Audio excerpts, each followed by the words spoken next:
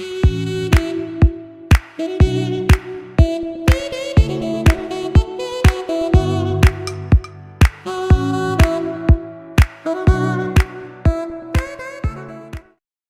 hi everyone online. We are waiting a few minutes so more people can come in, and also I think we have some issue with the presentation and we are going to solve it. Just minutes, yeah. Okay, I see the screen now. Is everybody seeing the screen? You can like react or have something in the, okay, all good. Great, I see some thumbs up, so I think we are good. And I think we can start, and I will just say a few words and then leave the floor to Mireille. So there will be like a Q&A session at the very end of the webinar. So you can like save the question for there, but if you have something to say in between, you can use the chat, and some of us could answer if needed. So yes, I will leave the floor to Mireille now, and have a good webinar to all. Thank you, Marie. Thank you for the welcome. Good morning, everyone. I'm delighted to be here presenting the Biodiversity Impulsion Group program led by OID to discuss the state of the art of urban ecology, biodiversity, and real estate, a study conducted by Sciences Po group of students. First of all, let me introduce quickly OID. What is OID? So can you go to the OID slide, please? The Observatoire de l'Immobilier Durable, OID, or Sustainable Real Estate Observatory, is a French organization dedicated to promoting sustainability within the real estate sector. Established in 2012, the OID serves as a leading think tank and resource center focused on sustainable development practices for real estate stakeholders. The OED's mission is to drive the transformation of the real estate industry towards more sustainable and resilient practices. It envisions also that not only minimize its environmental footprint, but also contributes positively to society and to the economy. The primary three objectives of OED are to accelerate the ecological transition, to serve as a reference point for the entire value chain of the sector, and to produce resources and tools. So these objectives are put into actions by focusing on three main actions: knowledge sharing, OED provide an open source TALON by identifying and encouraging emerging topics through the production of studies, tools, barometers, and articles. These insights help stakeholders make informed decisions. Second action is the collective intelligence, identifying and sharing best practices in sustainable real estate through working groups, workshops, and site visits. Third action is ecological transition. The OED advocates for the integration of environmental, social, and governance (ESG) criteria into the real estate industry. It encourages property owners, developers, and investors to adopt practices that reduce environmental impact and enhance social value. By fostering a community of like-minded professionals and organizations, the OED promotes collaboration and the sharing of knowledge to advance sustainable real estate practices across the sector.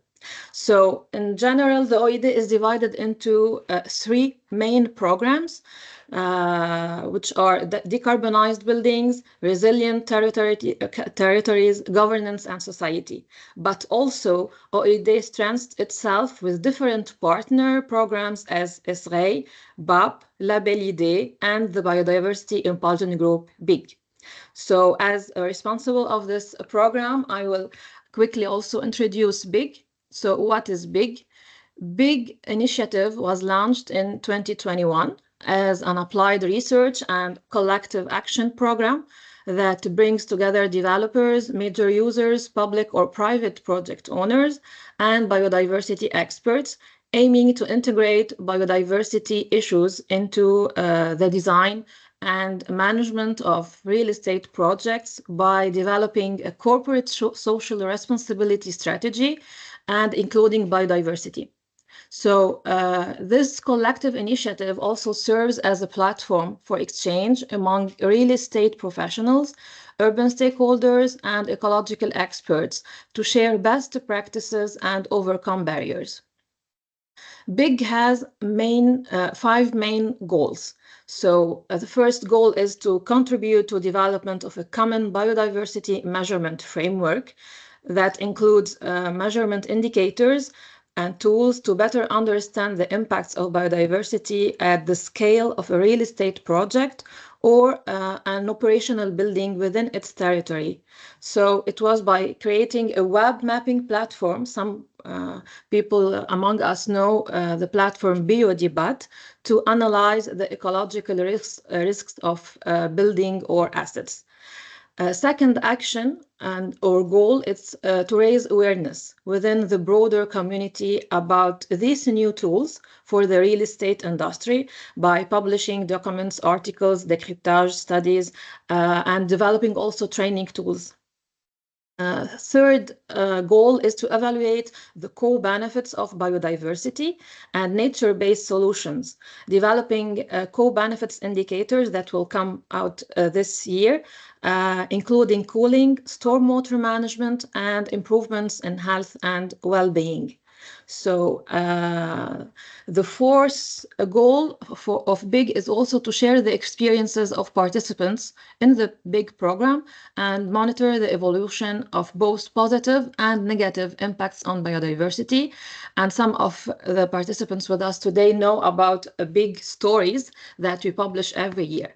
So this was the four main objectives or goals, and the most important one is to propose operational solutions in response to current regulatory and normative developments. And this is the context of our webinar today, because in this context of regulatory monitoring, BIG aims to conduct studies on regulatory practices related to biodiversity.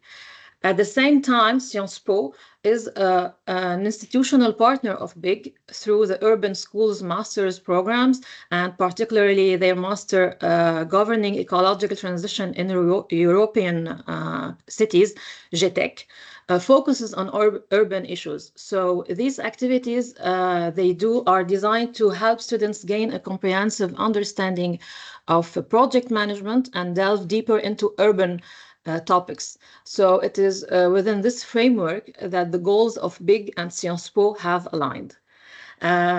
So this was a quick presentation of OID and BIG.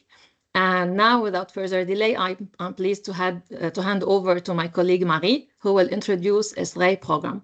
Thank you. Yeah, so hello again. I am Marie Andrieux. I am in charge of the European program at the OID. So this program is called the European Sustainable Real Estate Initiative, ESREI. It was launched also in 2021, a bit earlier in the year, but in the same year as BIG. And the main goal of the program was to help real estate actors who operate in different European countries to better understand the place and the importance and the implementation of ESG regulation across Europe and across these countries. So we have now 10 partners, and we have produced more than 50 resources for the last 3 years. These resources were about sustainable real estate, obviously, in Europe, and we we don't have a specific field of expertise, as we study different topics like energy, carbon, sustainable finance, and so on. So with the goal to monitor the regulatory framework of the European Union, but also European countries in general, we have produced different types of documents. Firstly, we produced cross-country benchmarks, for example, on decarbonization pathways, on energy performance certificate, or also on the standard NZEB. We did this benchmark to understand the implementation of this type of regulation or these specific topics in a scope of 10 countries. The second document with type of document we produced was the country fact sheets, were like more specific on the country and cover now like 19 countries in Europe. And finally, another goal of the program was to develop a network of actors and organizations who are dealing with these issues and topics in Europe and who are like addressing it in their work, in their studies, and in their research. And to link so with the work with Sciences Po, we were aiming to help us and help the actors better understand the issue of biodiversity regulation in Europe and in a more deeper way. And as ESREI is mainly working on a regulatory point of view, it was important to us to cover this aspect, and this time on a major but still emergent topic as biodiversity. And now I will leave the floor to the main speakers of the day so they can present their work. Thank you so much, Marie. And thank you so much to the OID for this commission. It's been a pleasure to spend these last 9 months researching biodiversity to supplement our coursework at the GITIC program at the Urban School, which is mostly about the ecological transition and urban environmental governance. So biodiversity and real estate is perfect for our program, and we really have learned so much, and we appreciate everything. And on behalf of my co-authors of the study, Fanny, Juliette, and Maria, we would like to warmly welcome everyone here today, and thank you for your presence and attention. So we would like to get to know you a little bit better, if possible, just to get a sense of where you're at with this topic, and if it's relevant to you, if this is a topic that you're familiar with, or if this is a topic that sparks curiosity. So if you could just write in the chat what comes to mind when you think about biodiversity in the urban context, and maybe this is something to do with your professional life, and maybe not, just a curious question to start. Scarce parks. Urban resilience, urgent. Green infrastructure solutions. And yes, we are familiar, of course. We just wanted to know. Okay. Great. Okay, so we are all on the same page. We're all. Let's get started with our presentation. Thank you so much for your response. Great. Okay. So we want to refresh your awareness about the ongoing biodiversity crisis, which is obviously the web of life on Earth, all the habitats and species, as well as genetic diversity that supports us and is actually essential for our survival. And so we are in the midst of the anthropogenic mass extinction event caused by the Industrial Revolution. And the dramatic acceleration is particularly relevant for us in Europe. The vertebrate extinction rate is 100 times faster. 1 in 3 bee and butterfly species are in decline, and 80% of habitats in Europe are in poor shape. So we just have to remember what are the 5 drivers. In the pie chart, you can see that land use change is the most important, which is the first thing that comes to mind when you think of real estate and development. And then we also just have to keep in mind the construction process and the building materials that kind of all contribute to GHGs and all types of pollution and invasive species transfer. So biodiversity loss is intertwined with climate change, and then vice versa. So they both drive each other, and it's just a holistic thing we have to keep in mind. But our focus of this research project is land use change, and that's why we need to protect, conserve, and restore the habitat that does remain so that it can support the biodiversity. So the real estate sector is obviously super influential, as a driver and a cause of biodiversity loss, but it also has the means to act. And this is just a little diagram to remind you of all the ways that nature provides for us, even in the city. So it's ecosystem services that provides the economic and the environmental and the social benefits. And we've really been able to put a number on how the web of life can affect our economy. Half of the global GDP is quite a number.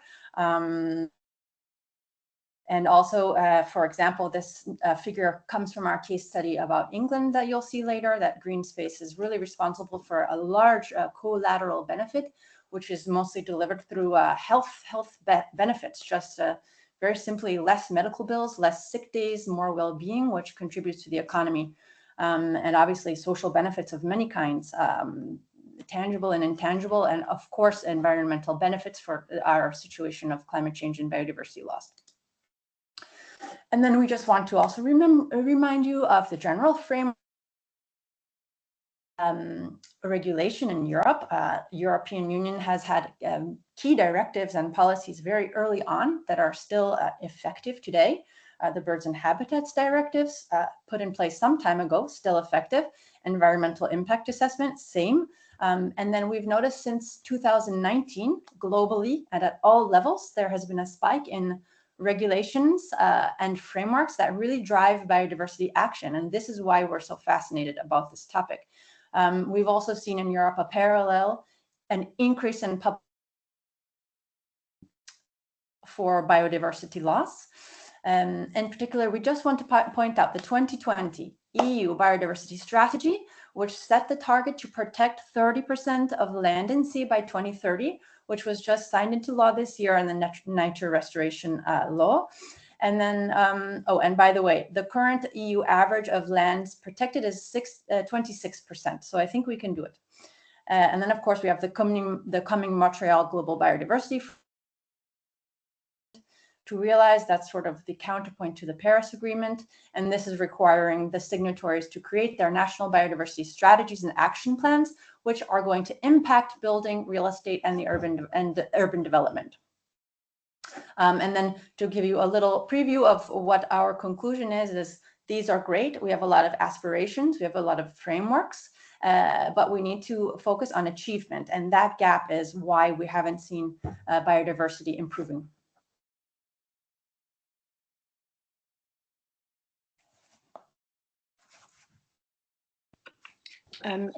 Thank you, Cassandra. So sometimes the PowerPoint disappears, and that's something our audience has pointed out. Do you want me to take over the PowerPoint sharing? Are you okay? Yep. Okay, so let me do that.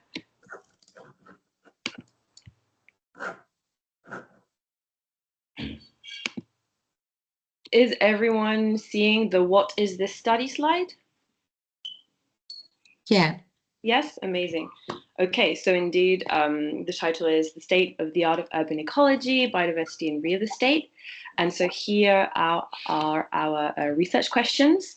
So we're focusing on figuring out and looking into the different strategies and tools that are used by European countries to drive biodiversity uplift and in land use and the built environment, as mentioned. And so we also are really interested in looking at how the three countries that we're going to talk about kind of compare to France. And of course, as mentioned, how the real estate industry can contribute to positive outcomes and what is their role in all of this. So in terms of scope of this study, we're focusing on all stages of the real estate development value chain. And our two main focus areas are greening and land use policies. And because it's just so broad, we've excluded a couple of elements. So energy, air pollution, agriculture, water, and hinterland. Not that these are not important, they are key, but it was just, to be more specific and go more in depth. And we're also looking at formal regulations, law, strategies, as well as best practices, which our case studies will try to shed light on. And we're also looking at all regulatory levels, from the global frameworks right down to the municipal level.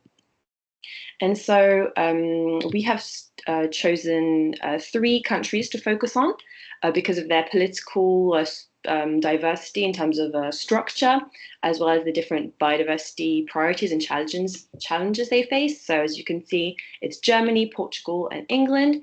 And although we didn't set out to specifically focus on the capital cities of these three countries. From the onset, it turned out that that was most relevant. So we'll be looking further into Berlin, Lisbon, and London, and with a focus also on three specific projects, Berlin TXL in Berlin, the Aegeus office in Lisbon, and the Kidbrooke village in London. And so we've produced 3 monographs, so 3 very detailed studies on each 3 countries, and then a comparative section comparing our findings together and linking back to France.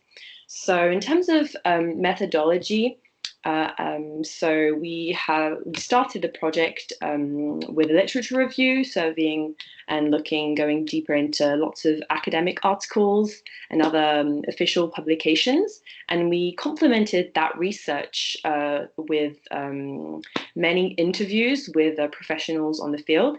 And we used interview guides that were tailored to each interviewee, but also complementary to kind of cross information. And we've also conducted fieldwork with notably a trip to Lisbon. And in terms of our deliverables, we have a long report that's accompanied by an executive summary, which will be published later today.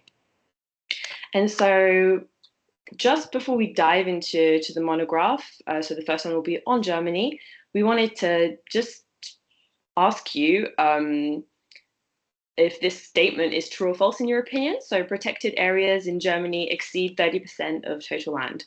Is this true or false? And a bonus is if you know the exact figure. So feel free, and my colleagues will monitor the chat because I can't see it.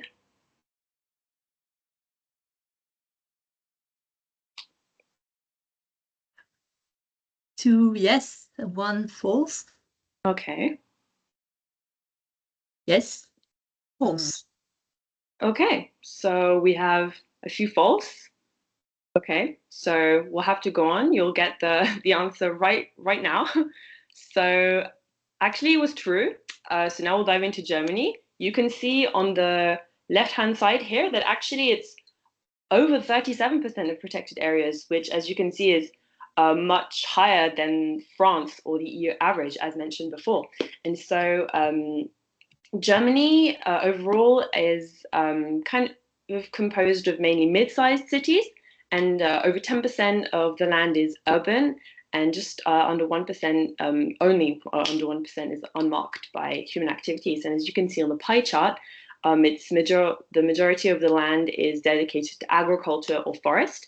And Germany is a very interesting country because it's a sort of pioneer in terms of notably green roofs, and it was also the first to implement the biotope area factor. And so although it has this very high share of protected land, while it's the OECD still views it as one of the worst performers in terms of environment. And on this slide now you can get a look at the environmental institutions in Germany. So there are 2 things I'd like to highlight. First, that contrary to France, where the OFB, the Office Français pour la Biodiversité, is the main agency that has the main role in terms of biodiversity regulations, in Germany, the task is shared, is separated between an agency for nature conservation and the environment agency, and then they work together. And then the other important point is that Germany is a federal state and devolves a lot of the autonomy when it comes to biodiversity regulations to the lander, so to the federal states. So that means that we will see right after that on national level, there's mostly vision and a strategic framework that is put forward, and then it's the lander's responsibility to actually implement these into binding regulations if it's on the table. You can go on the next slide, where we can see that some factors that characterizes the main strategies of Germany. So there are 3 important elements to remember. First, that in Germany because due to this federal state structure that I've just mentioned, there are no binding regulations on a national level. In terms, at least in terms of land use protection and, for example, setting minimum biodiversity gain requirements, this is not on the agenda on a national level. What we can see, however, is that there are 3 clear targets on a national level. So first, to reduce land use consumption from 55 to 30 hectares by 2030. To plant an additional 150,000 street trees on the entire territory, and the aim of having 10% biotope networks covering each federal state. So then how is Germany trying to actually achieve these targets? Well, as I mentioned, they don't impose anything. It is up to the lenders, which is not yet implemented. But on a national level, they do produce, for example, best practice guides that are really quite operational and guide the vision and the way of uplifting biodiversity. We can also see that policies are actually quite indirectly targeting land use consumption. So, for example, they include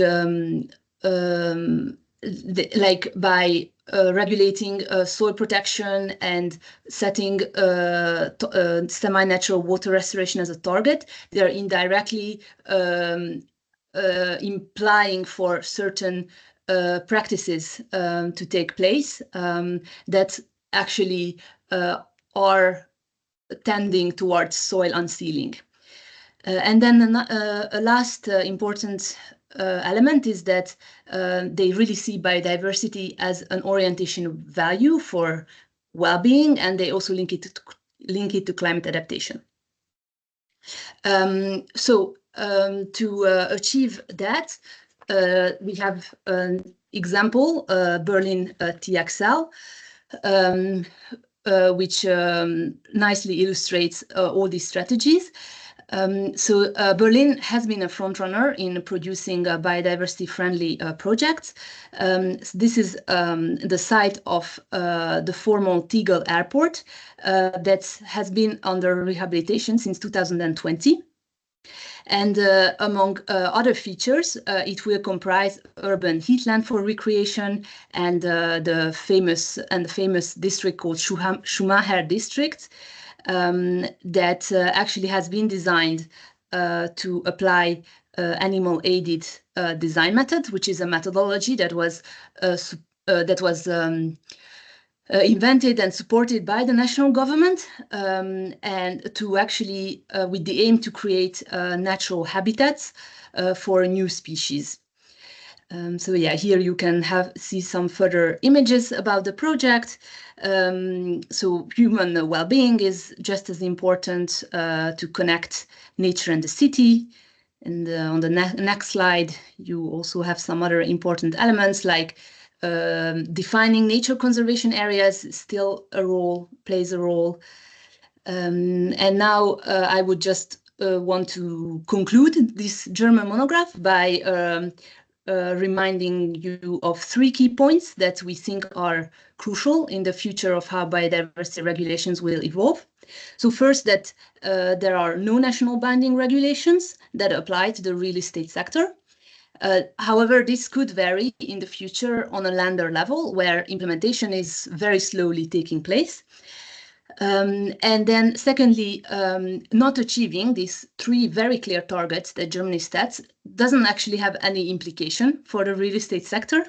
It will only, only the reputation of the country can suffer by not achieving them.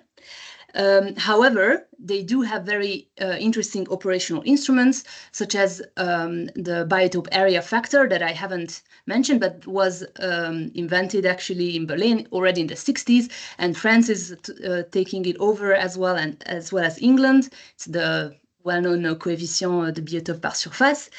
And And that, so there are all these instruments emerging and becoming available, but they are not yet harmonized metrics. Right. Thank you, Fanny and Juliette. And now, as we move on, we have another question for you. Which European city has 9 green corridors? So this is a multiple choice question. And please feel free to respond in the chat.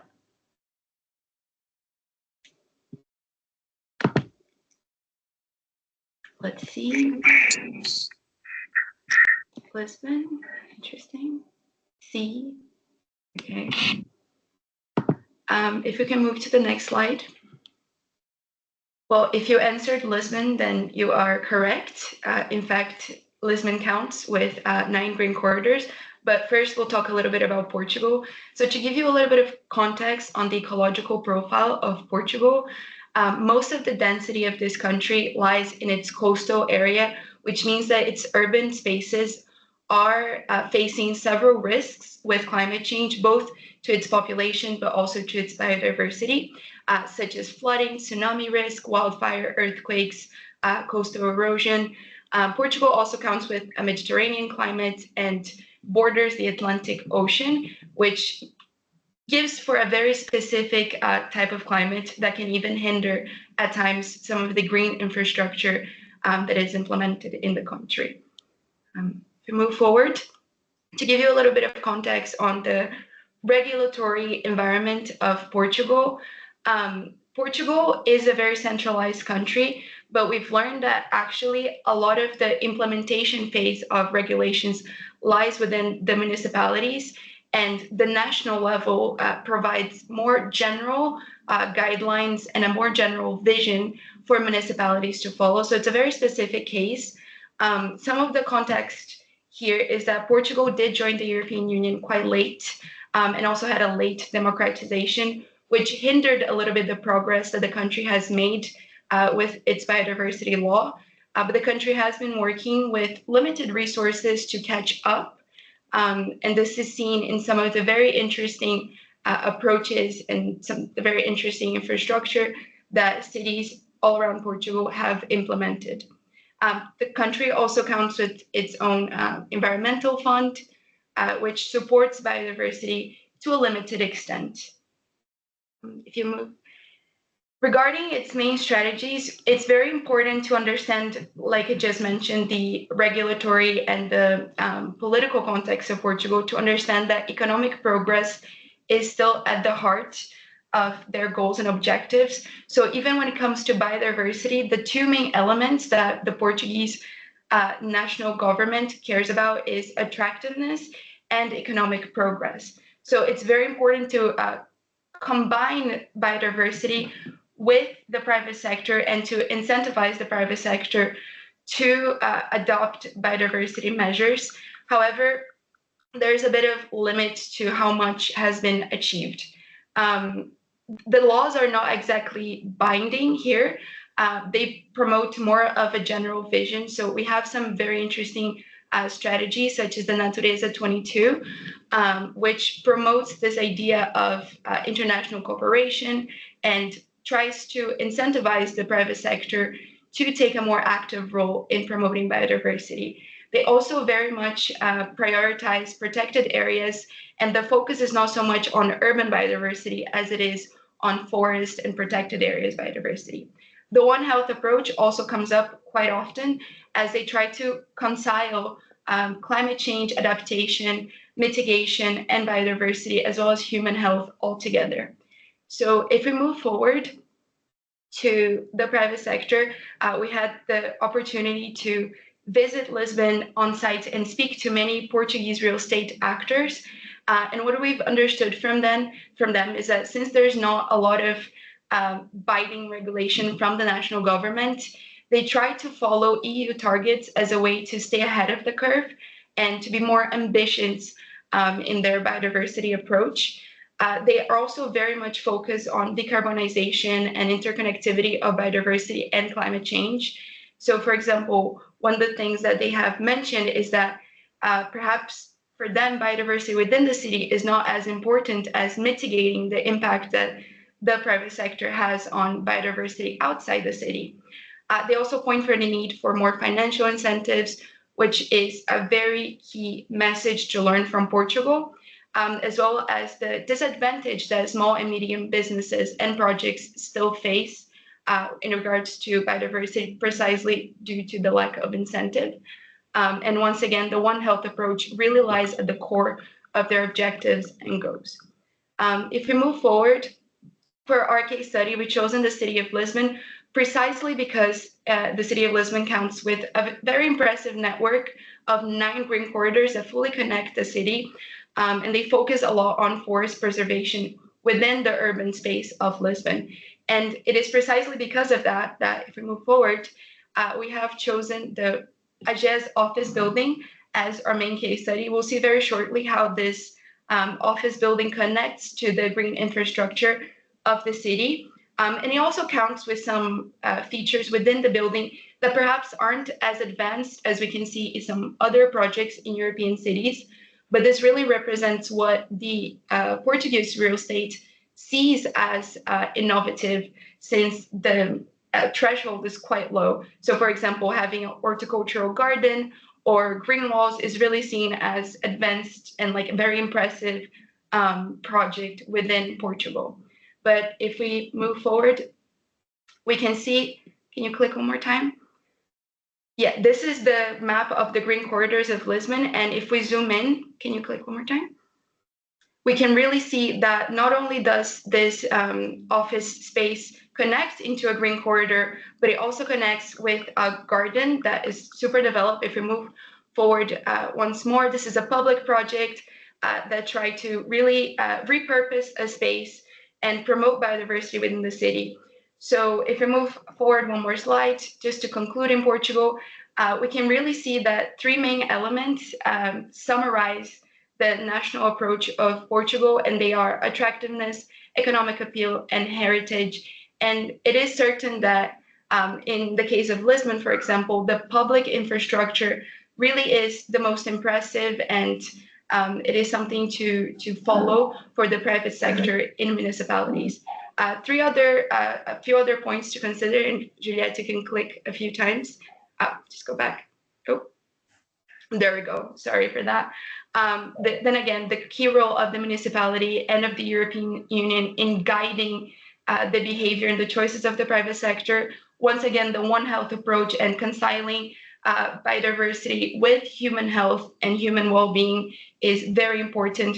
Climate change remains their main priority. And as I said, protected forest areas in Portugal are still way more relevant for the national level than urban biodiversity is.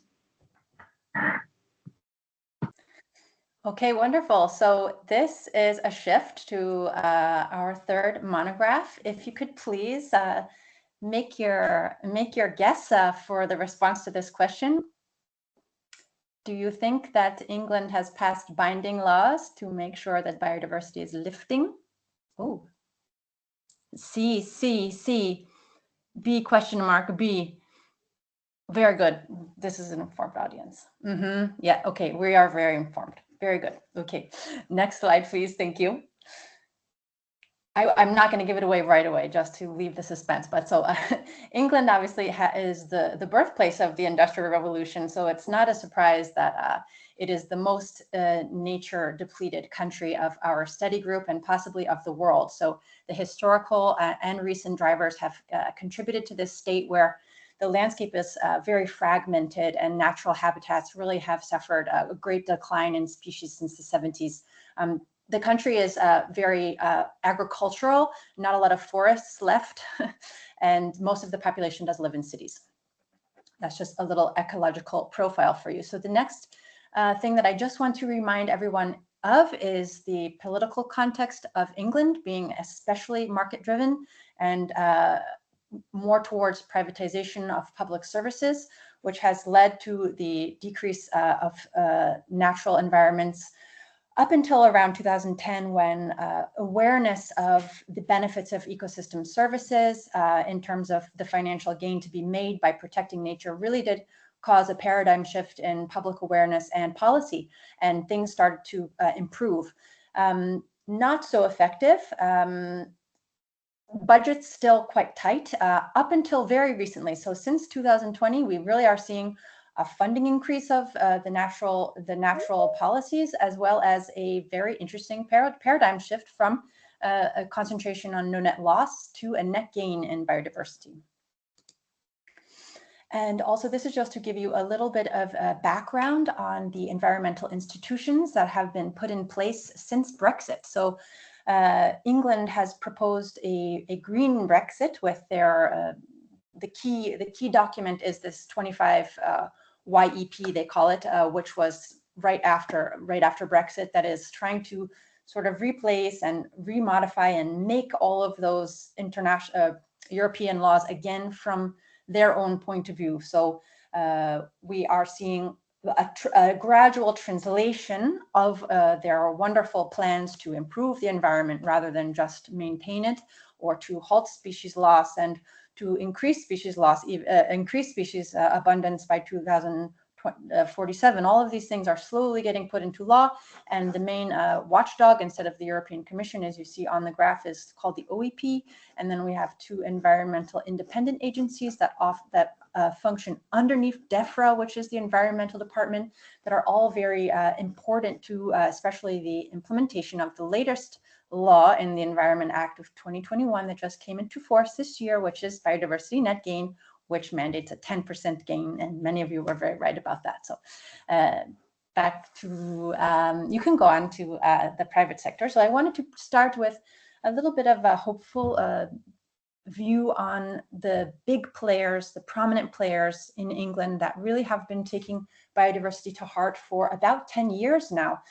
So in my conversations with consultants that have 30, 40 years experience working in England, the big players know that they're going to get a penalty on the valuation of their project if they don't include biodiversity. They don't want to do a retrofit down the road. They want access to those premium income streams, and they want to meet their ESG requirements, et cetera, et cetera. They want to save on landscaping by letting things go wild. Lots of rewilding in England going on right now. Obviously, this is a bit harder to achieve for a small to medium-sized enterprise, which maybe is not so familiar with managing, with putting biodiversity at the heart of a project, as is mandated now since early 2024 by the new biodiversity net gain law.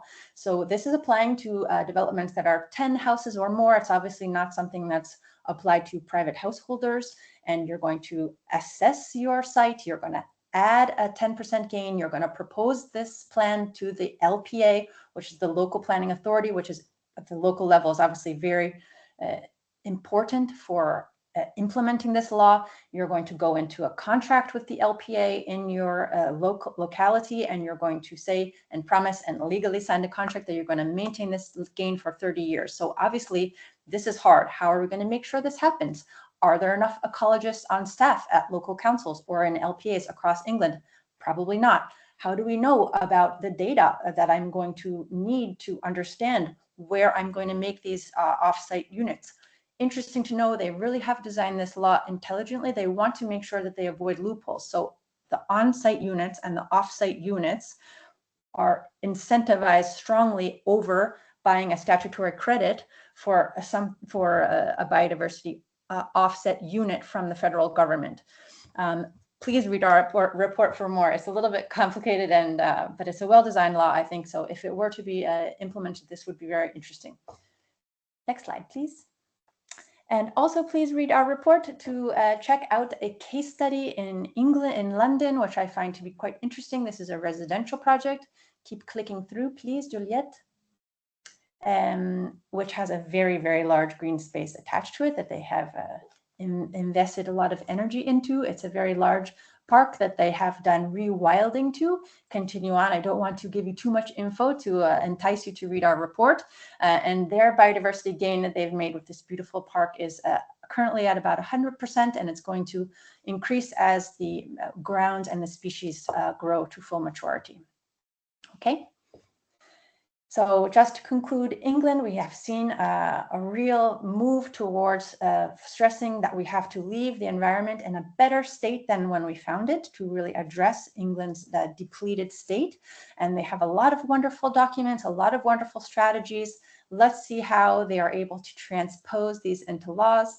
Let's see if their environmental watchdogs, separate from Europe, the OEP, is going to make sure this happens. Are we going to be able to address the shortage of ecologists on staffs of companies and of councils? We need to share data. Local companies can share the data that they gain from their environmental impact assessments when they're planning for their projects with the public sector, so that everybody knows what's going on in the biodiversity offset market. Yeah, so it's a market-based strategy to address this problem. So eyes on England to see if it works for them and if it's going to be disseminated to other European countries in similar ways.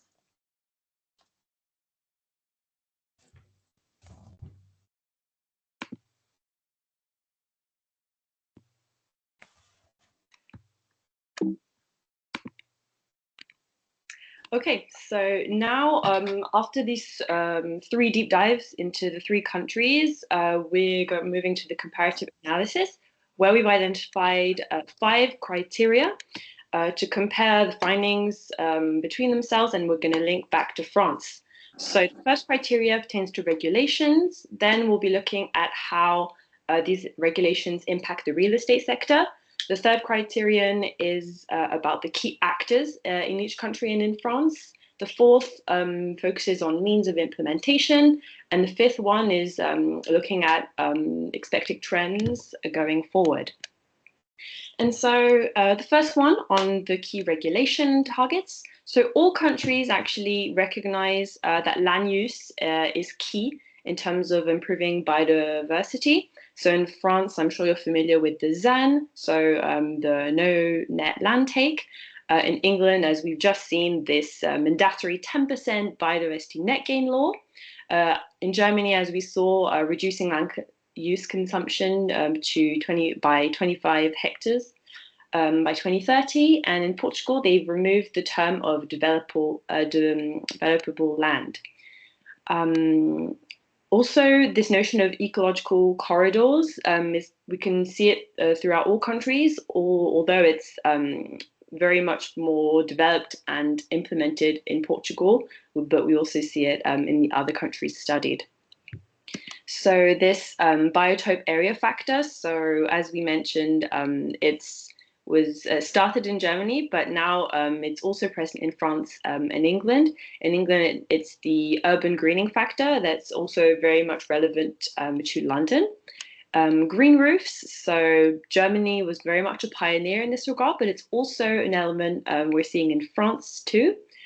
Links to health are very much the case in Germany, and even more so in Portugal, with this One Health approach that we've described, seeing human health and nature's well-being as one. And this emphasis on economic growth, very much, of course, in England and in Portugal, as we've seen. Right, now we'll move on to our second criterion on the impact of these regulations on the real estate sector. So first, we've identified that in France and England, there's a presence of binding regulation, whereas this is not seen in Germany and Portugal, where actions are more voluntary and the countries tend to set more of a general vision and general guideline, or even specific guidelines that are not binding or mandatory.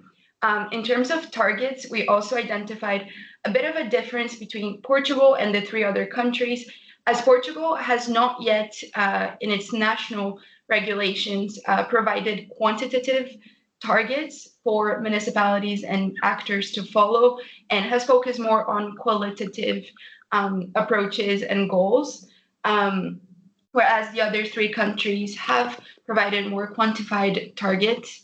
And lastly, a very important factor that we understood here that is present in both Portugal and France is the question of cultural heritage. So this really limits the extent to which private actors can innovate in their buildings, and there's a lot of limits to renovations, for example, because buildings are seen as cultural heritage. So in France or in Paris, for example, the facade of buildings is very hard to get the certification and the approval to modify them. And the same is seen in Portugal, as the historical buildings in many of the cities are protected as a cultural heritage. And so to get the approval for certain projects is a very big challenge for both these countries. And the third criterion of our comparative section focuses on the key actors influencing biodiversity priorities. So in terms of who is producing these regulations and really structuring them, in France, by virtue of it being a centralized country, it's very much top-down, it's the national government. Whereas it's also the case in England, but the main actor, the most important one, is really at the local level with the LPAs, local planning authorities, who are responsible for all planning applications and all planning issues. Germany, because it's federation, it's very much the Länder who's in charge.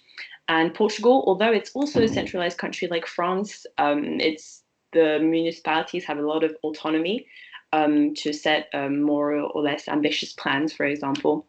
And these key actors are in terms of regulation production. So they're supported for implementation by citizen initiatives in all countries studied. But this is very much more the case in England, with the importance and strength of citizen science, notably collecting baseline species data.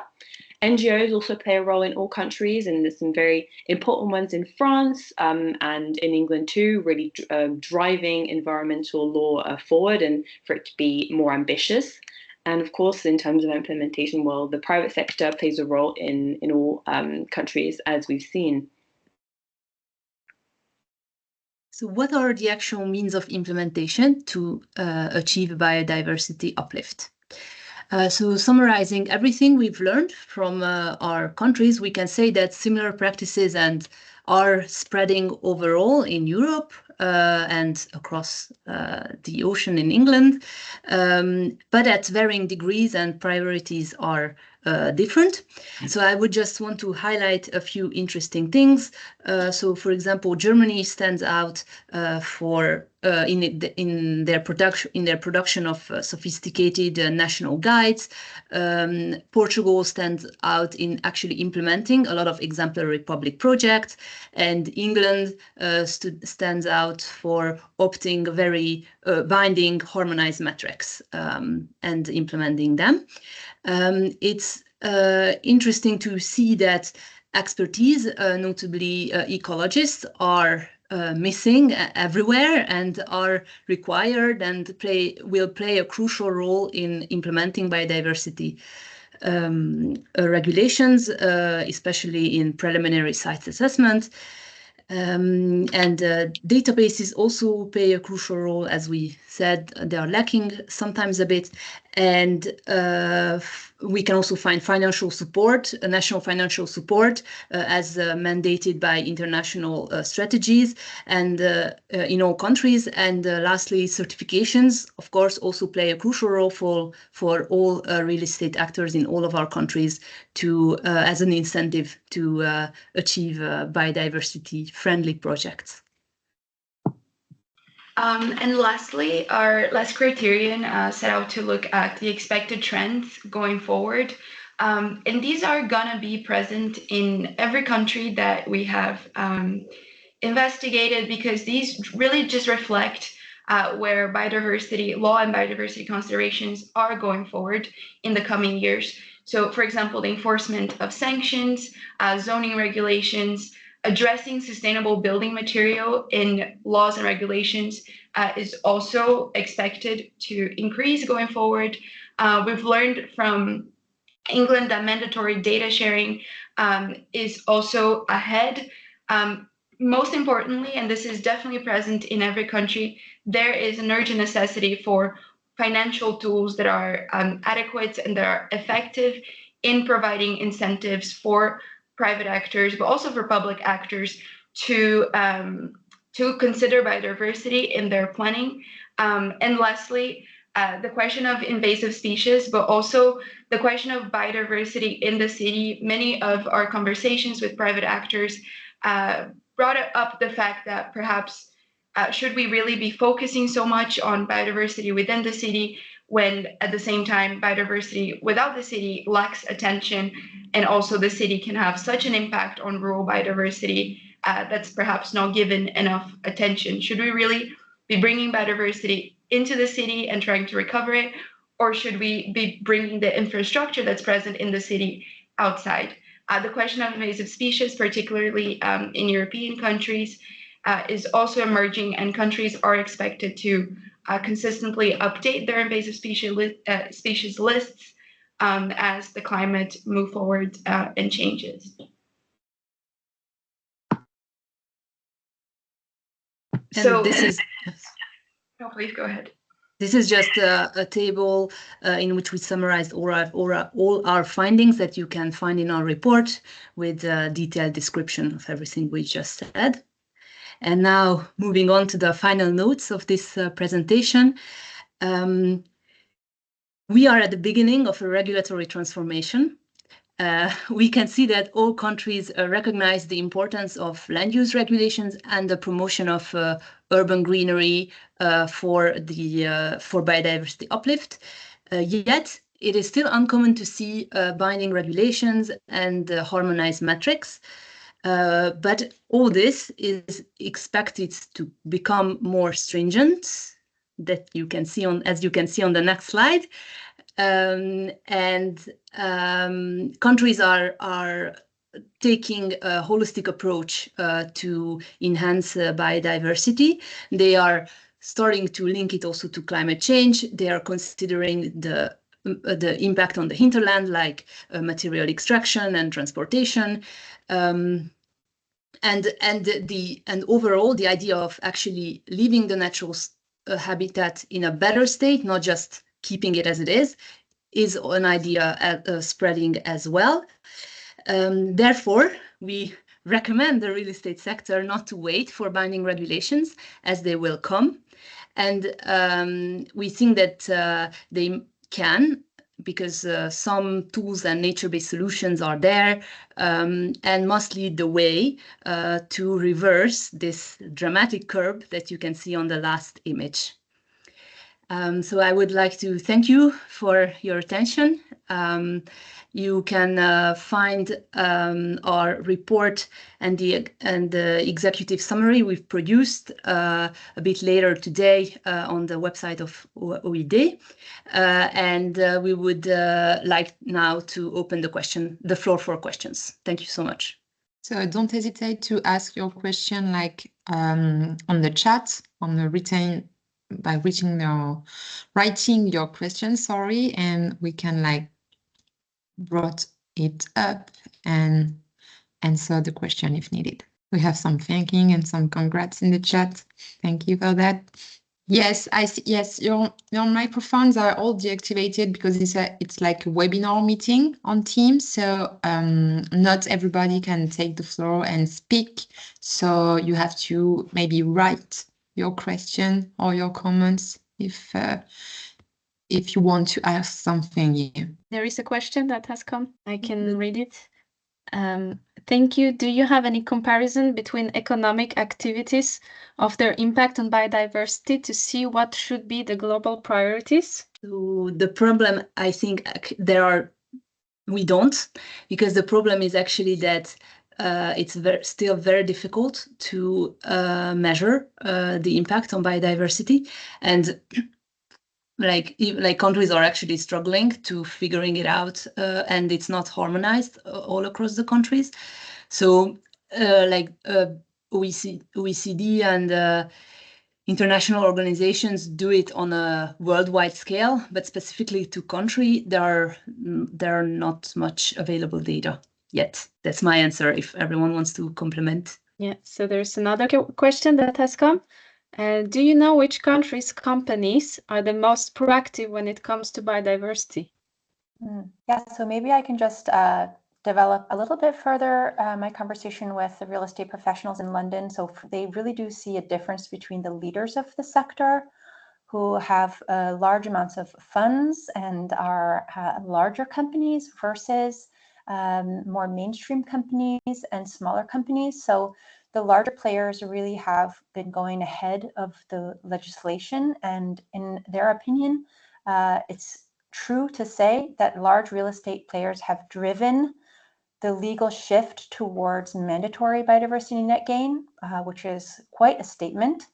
But at the same time, the experts I spoke to said that in England, usually no one was really caring about the sustainability and was doing everything they can to find loopholes and to avoid paying the extra costs that would be associated with including biodiversity in the projects for the recent history.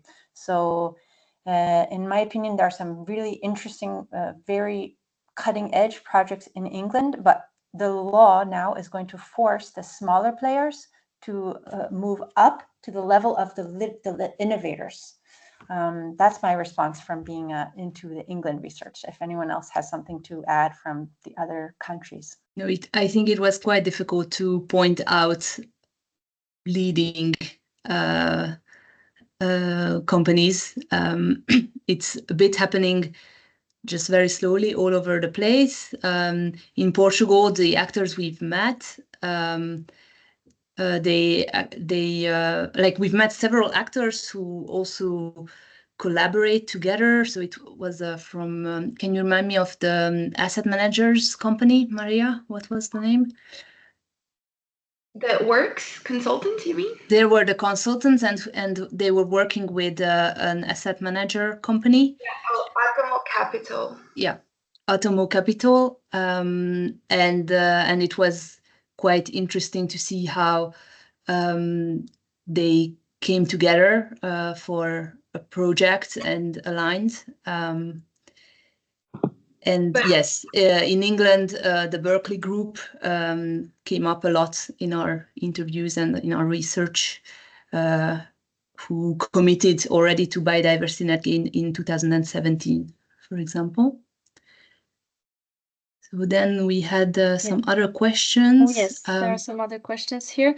Will the comparison study between EU countries' maturity on biodiversity will be extended to new countries? So that's maybe a question to both us in I think, yes, it's maybe for the OID Yeah. team. Do you want me to take it? Yeah. Yeah. So the work done this year was really interesting. As you can see, there is a lot of information that our speakers today have found, and this is like quite a deep research. So we would like to promote the work that has been done and go further, and maybe sometimes expand it to other countries, but I can't give you a date or a scope of country that will be studied later, but that could be the case, as we saw that many things can come up and there are lots of differences between each country. So this is mainly the work done by ESREI for a few years now, and we would gladly broaden the study, and maybe I can give a call to those of you who are working on other countries and have maybe feedbacks to give on biodiversity issues in the countries you are implemented. If they are not in the scope study today, maybe you can come back to us and give us feedbacks which we can gather in some things. So don't hesitate to come back to us, and I hope we could broaden the scope someday. And I think I can answer another question that has been pointed out, are there some EU regulation to improve biodiversity in all EU countries?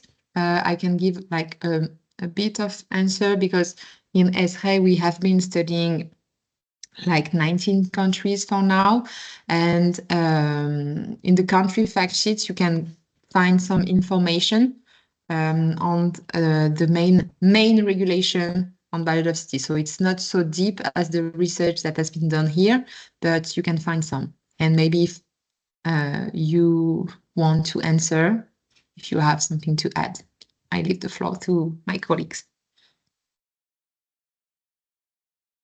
I can say something. I think binding regulations I cannot point it out right now, but I know that, for example, in Hungary, like especially Budapest, is also very much focused on ecological networks, both green and blue, within the city. I think in Amsterdam and in Copenhagen as well, like the Nordic countries are also could be another interesting group of country to study on that matter, who might have a very different approach.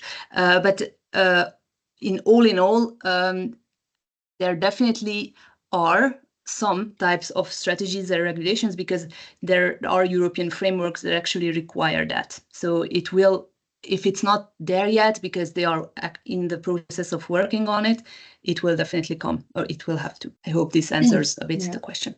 So there are some more questions. I will go a bit quicker.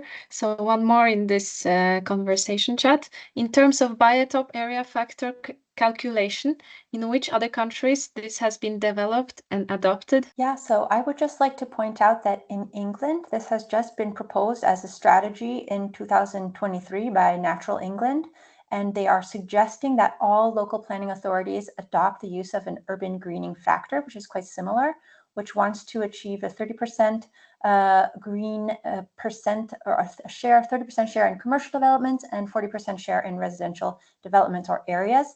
And it's quite flexible. It's not going to be statutory at the moment. Yes, urban greening factor is what it's called in England, and it's calculated based on area and type of vegetation. And it's really going to fill the gap where biodiversity net gain might not be enough. Say, for example, a brownfield site that has a score of 0 on the ecological impact assessment. 10% of 0 is not enough. So if a local planning association would like, they can combine the several tools that they have at their fingertips according to their local situation to make sure that they're really boosting their greening. Yeah, thank you. There's also another question in the Q&R part. Do you have any interesting tools for measuring biodiversity in real estate that you could share with us? So that's maybe question. Maybe it's for, yeah, like the Biodiversity Impulsion Group. Maybe it's your. Yes, Pauline, please, you can answer if you want. Well, I'm not sure if you are all familiar with the Biodibat tool that we have developed with OID in the Biodiversity Impulsion Group. And there is also other tools that are emerging a lot lately. So we have done some publications that you can read on this subject. There is much going on right now, so it's a bit difficult to give a list of all the projects that are happening. But yeah, if you have anything to add, Mihai, please feel free. I just want to add that we are developing also more indicators in Biodibat that will come out this year about co-benefits of biodiversity. So at the end of 2024, you can have 4 new indicators on the platform by Biodibat. So don't hesitate to call us or contact us, and we will help you, and even to be our partner in the Biodiversity Impulsion Group program. Yeah, Mary has also put the link for you to see. So I think there was one more question here in the conversation. Do you have any insights for the future of cities like Paris, in which there's a lot of patrimonial sites that we can't really implement great plans for biodiversity for the moment? I can take that one. It's hard to say from our knowledge of Lisbon that faces the same problem. We haven't learned any insights. What we've learned from the real estate actors is that it's really just difficult. And their main perspective is that the administrative process to get a permit should be quicker and smoother. So perhaps we should invest in that part of the process.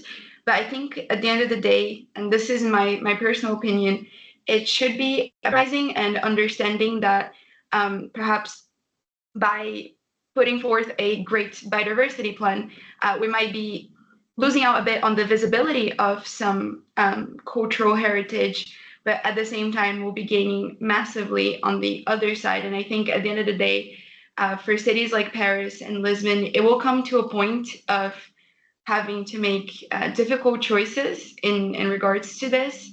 But of course, the priority should be to try to preserve both the cultural heritage and biodiversity. I don't know if my colleagues have a specific opinion on this, but to me, it really is a very tricky subject that we don't really have an answer to. But I think it will come to compromise at the end. I would have maybe 2 points to complement this.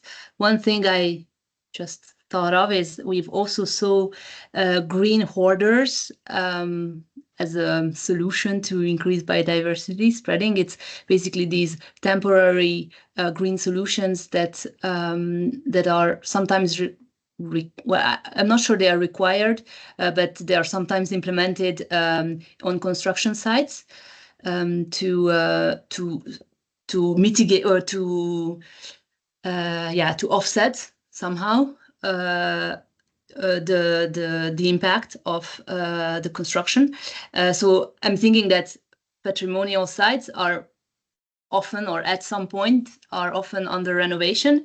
So that can be like an interesting aspect to take into consideration. And another thing is that I think actually this point should come probably from the public sector, and it's a question of will, in my opinion, because in Paris, I have the example of Académie du Climat, where there's a huge green roof project going on, and still, it has typical Parisian rooftops that is very protected and under national heritage everywhere, but there's this innovative project going on, like supported and funded by the city. So that's could be it could head in that direction. That's kind of my view on the topic. Yeah, and I think I can add, like, for Paris, the PLU is now under revision, and I think they are trying to do a lot more for green spaces in the city. And of course, the cultural and heritage point of view of the city of Paris has been taken into account. So maybe there is something that can be looked into, but I don't know the text so well and so deep, so I'm not sure I can give you insights. And one other thing that comes on the top of my head for Paris is like the Agence Parisienne du Climat is also doing things mainly for residential building, I think, to green the spaces with the network of owners of buildings. So maybe there is something also that can be done. I think for the case of the cities, maybe local initiatives will help to solve this issue and like take into account the cultural heritage that has been here. Is there other question? I don't see new ones in the chat. No, I'm not the only one. There is no more, I think. Okay, so it's almost time to end the webinar. So if there is no other question, maybe we can just like give you the next steps. So as the speaker said, we are going to publish the report of this study, like a full report with every detail that you can look into if you want. There will also be an executive summary, so everything will be published on Taloen, the center resource of OID, and I think also on the Biodiversity Impulsion Group website. Also, you will find the presentation you had today, like the visual presentation you had today, will also be put online on Taloen. And further in the longer time, we will publish the replay of the webinar. So it was registered. And if some of your colleagues didn't attend today and they wish to learn more, they can also see the replay. And for the next dates and the next steps of the OID, the news, you can go to the website of the OID where you can find a page dedicated to the agenda, and you can see all the webinars and the working groups and the workshop that will be done in like the next 3 months, I guess. And I think, like, as Fanny mentioned, the Académie du Climat, I just take the opportunity to talk to you about a conference that will be done on the 3rd of July by the OID at the Académie du Climat. And this conference will be on sobriety. And there will be like roundtable and speakers and keynote speakers. So it will be quite interesting. And I think this is a quite major subject, so if you are interested, don't hesitate to register for this conference that will take place only at the Académie du Climat. Thank you, everyone. I think we can say have a good day. Thank you for your attention, and thank you to our speakers of the day. That was really interesting. Thank you so much. Thank Have you a very good much, day, everyone. students. Thank you.